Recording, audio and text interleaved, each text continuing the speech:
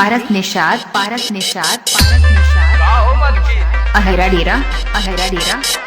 अरे आवाज चला घुमा दे डीजे के लिए संपर्क करें नंबर 89 83 46 11 69 पर संपर्क करें।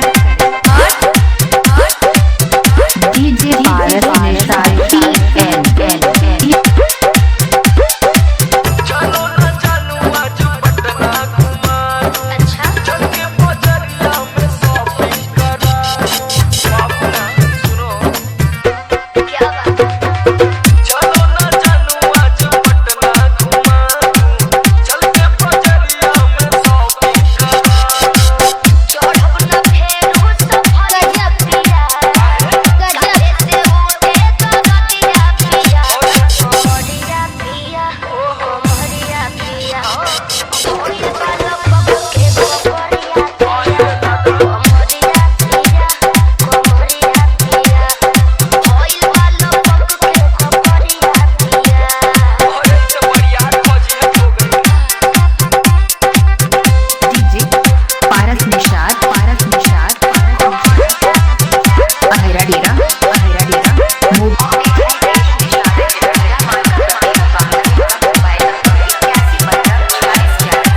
सुनी होला तो काल है रे राजा जी लागे भइल बा कमरिया की रे राजा जी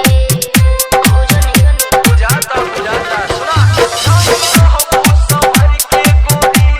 तमन्ना चिहुकबे करी जति जोश में खो दे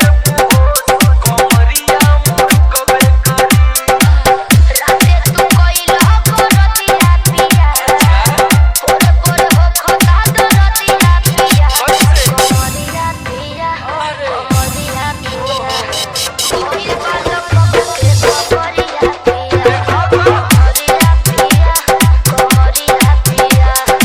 कोइल बालो पक के कमरिया पिया डीजे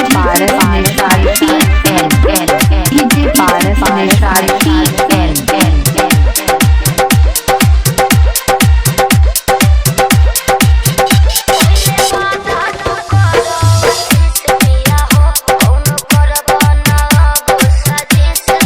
लागल तो नाए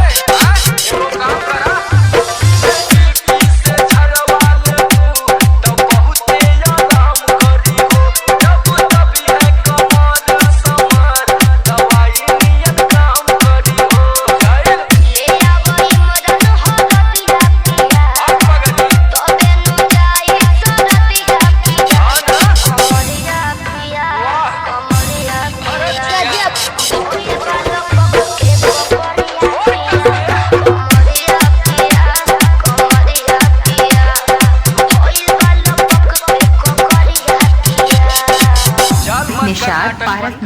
पारस निषाद अहेरा डेरा मोबाइल नंबर 89 83 46 11 69 पर संपर्क करें।